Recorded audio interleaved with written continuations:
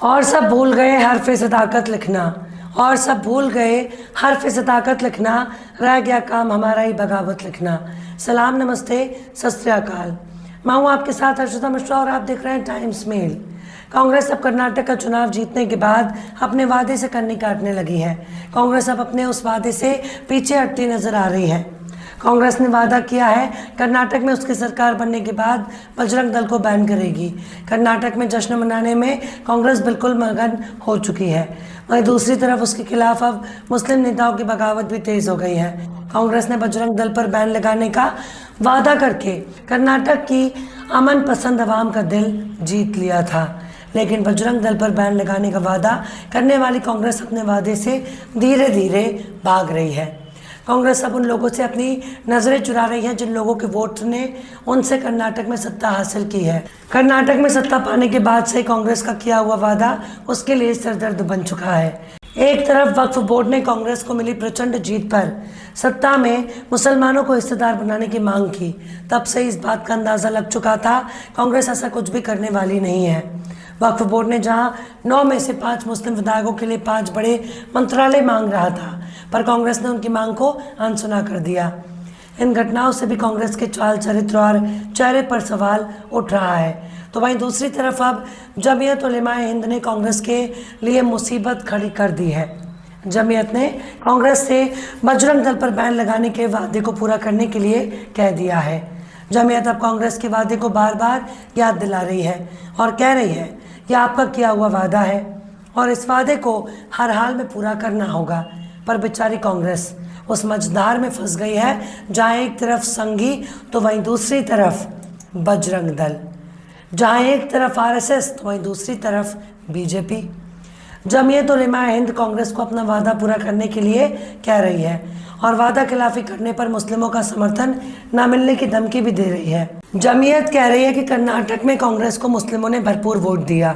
अब कांग्रेस सरकार अपना वादा पूरा करे और बजरंग दल पर बैन लगाए, वरना अगर कांग्रेस ने ऐसा नहीं किया तो आने वाले चुनावों में मुसलमान कांग्रेस पर भरोसा नहीं करेगा। यानी जमीयत ने कांग्रेस को बुरी तरह से उसी के वादे में उलझा दिया। अब कांग्रेस अगर वादा पूरा करती है तो कांग्रेस के भीतर के भाजपाई नाराज हो जाएंगे। अगर कांग्रेस बजरंग दल पर बैन लगाती है तो कांग्रेस के भीतर का गेरुआ टोला बहुत नाराज हो जाएगा। अगर कांग्रेस ने अपना वादा पूरा किया तो पार्टी कई टुकड़ों में बढ़ सकती है। ऐसे में कांग्रेस की सत्ता ही गिर जाएगी और कांग्रेस किसी भी हाल में इतना बड़ा जोखिम उठाने की कोशिश नहीं करेगी। पर इतना तो है कि अब कांग्रेस को अपने वादे पर जवाब देना होगा, क्योंकि अब कई सूबों में चुनाव होने वाले हैं और अगर कांग्रेस वादा खिलाफी करती है तो फिर कांग्रेस पर मुसलमान बिल्कुल भी भरोसा नहीं करेगा और नफरती संगठनों पर बैन लगाने के वादे पर कुछ ना कुछ हिंदुओं ने भरोसा किया होगा। तो ऐसे में कांग्रेस अपना जनाधार खो देगी, जो उसके भविष्य के लिए बिल्कुल भी ठीक नहीं है। आखिर कैसे अपने वादे में पूरी तरह उलझ गई कांग्रेस? आखिर कैसे मुसलमानों से वादा करके फंस गई कांग्रेस?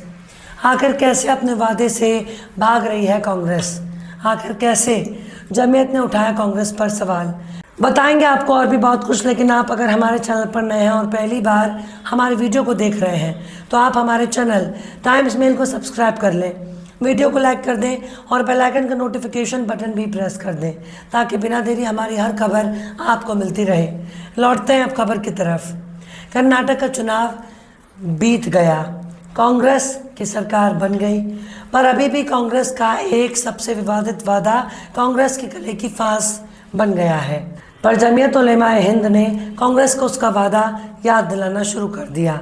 दरअसल मुंबई के आज़ाद मैदान में जमीयत के अधिवेशन में मौलाना हशरत मदनी का नया बयान सामने आया, जिसमें उन्होंने बजरंग दल को फिरका परस्त की जमात बताते हुए कहा कि कांग्रेस ने इसे बैन करने का फैसला 70 साल पहले लिया होता तो देश बर्बाद ना होता। उन्होंने कहा कांग्रेस में भी कुछ सांप्रदायिक ताकतें थी जिन्होंने देश का बड़ा नुकसान किया। जमीयत उलेमाए हिंद के जलसे में मौलाना हशरत मदनी ने कांग्रेस का नाम लेकर कहा कि आप बजरंग दल के ऊपर पाबंदी लगाइए, चाहे बदले में 100 पॉपुलर फ्रंट पर बैन लगा दीजिए, इससे हमें कोई अफसोस नहीं होगा। मौलाना हशरत मदनी ने साफ तौर पर कहा कि पॉपुलर फ्रंट अमन नहीं है बल्कि रद्द अमल है। मौलाना मदनी ने साफ तौर पर कहा कि अगर बजरंग दल की मुस्लिम दुश्मनी की पॉलिसी ना होती तो आज पॉपुलर फ्रंट जन्म न लेता। कांग्रेस को अब बजरंग दल पर बैन लगाकर अपना वादा पूरा करना चाहिए। इससे मुसलमानों को यकीन होगा कांग्रेस को अपनी पिछली गलतियों का एहसास हो रहा है। अगर कांग्रेस अपने वादे को पूरा करती है तो मुसलमान कांग्रेस की जड़ों को मजबूत करेगा। मदनी ने कांग्रेस के मैनिफेस्टो में किए गए वादे को दोहराते हुए कहा कि मुसलमानों से वादा किया गया था कि हम फ़िरका परस्त और फसाद फैलाने वाले जमात पर पाबंदी लगाएंगे। हम बजरंग दल पर पाबंदी लगाएंगे। मौलाना अशरफ मदनी ने कहा अगर उन्होंने ये फैसला 70 साल पहले लिया होता तो मुल्क बर्बाद ना होता।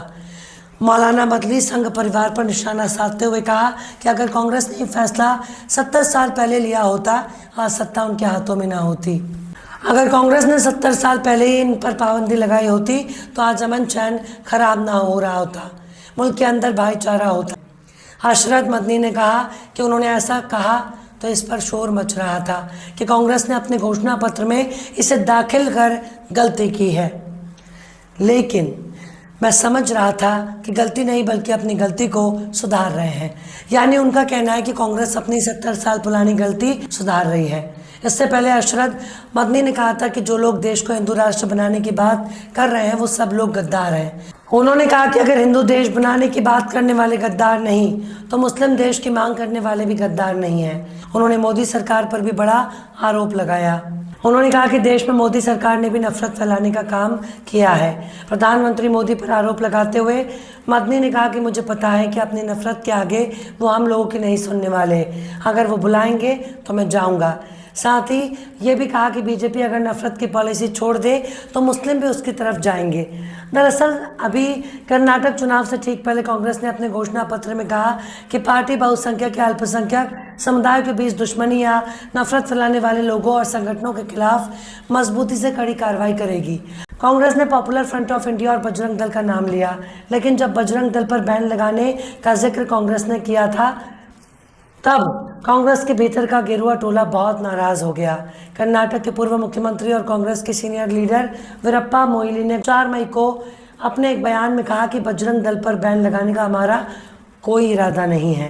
उन्होंने कहा कि हमने अपने घोषणा पत्र में पीएफआई और बजरंग दल दोनों का जिक्र किया, इसमें सभी संगठन शामिल हैं। बजरंग दल पर पाबंदी लगाने का हमारा कोई प्रस्ताव नहीं है। बजरंग दल को कर्नाटक सरकार के माध्यम से बैन नहीं किया जा सकता। वहीं दूसरी तरफ कर्नाटक कांग्रेस के अध्यक्ष डीके शिव कुमार ने कहा कि हम हमारी सरकार बनने पर पूरे राज्य में जगह जगह हनुमान मंदिर बनवाएंगे। मतलब कांग्रेस अध्यक्ष ने ये नहीं कहा कि हम पूरे राज्य में स्कूल बनाएंगे, ये नहीं कहा कि हम पूरे राज्य में अस्पताल बनाएंगे, ये नहीं कहा कि हम पूरे राज्य में लड़कियों की सुरक्षा की गारंटी देंगे, ये नहीं कहा कि हम पूरे राज्य के बेरोजगारों को नौकरी देंगे या फिर उनके लिए रोज़गार का इंतज़ाम करेंगे, बल्कि वो हनुमान मंदिर बनाने का वादा कर रहे हैं। यानी सांप्रदायिकता का जवाब वो सांप्रदायिक बनकर देना चाहते हैं। वहीं कांग्रेस के वरिष्ठ नेता पी चिदम्बरम ने कहा कि कर्नाटक चुनाव में उनकी पार्टी के घोषणा पत्र में बिल्कुल भी ये नहीं कहा गया कि राज्य में उनकी पार्टी की सरकार बनने पर बजरंग दल पर प्रतिबंध लगा दिया जाएगा, लेकिन नफरत फैलाने वाले सभी संगठनों के खिलाफ कानून के दायरे में निर्णायक कार्रवाई किए जाने का वादा जरूर किया गया। वहीं मध्य प्रदेश के पूर्व मुख्यमंत्री कमलनाथ ने बजरंग दल को बैन करने के मुद्दे पर पलटी मारते हुए कहा कि मैं स्पष्ट कर देना चाहता हूं, कर्नाटक के चुनावी घोषणा पत्र में बजरंग दल को प्रतिबंधित करने की बात नहीं की गई है। उन्होंने कहा कि ये बात तो सुप्रीम कोर्ट ने खुद ही कहा कि जो व्यक्ति या संस्था समाज में नफरत या विवाद की स्थिति पैदा करने का प्रयास करे उस पर सख्त कार्रवाई होनी चाहिए। यही बात आम जनता चाहती है। सामाजिक सद्भाव को बिगाड़ने वालों पर सख्त कार्रवाई हो।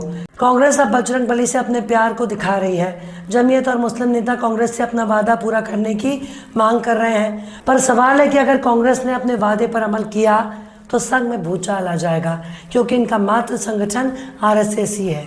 वीएचपी और आरएसएस के साथ साथ कांग्रेस ने बीजेपी से भी बड़ी दुश्मनी मोल ली है। पर अगर कांग्रेस ने बजरंग दल पर बैन लगाकर अपने वादे को पूरा नहीं किया तब मुसलमानों की तरफ इसका कांग्रेस को काफ़ी नुकसान पहुंच सकता है। कांग्रेस को अपने पैरों पर कुल्हाड़ी नहीं मारनी चाहिए। अगर बजरंग दल पर कांग्रेस ने पाबंदी लगाई तो सबसे ज़्यादा कांग्रेस के भीतर ही कांग्रेस के खिलाफ गुस्सा फूट पड़ेगा। जिसका अंजाम कांग्रेस को भुगतना पड़ेगा।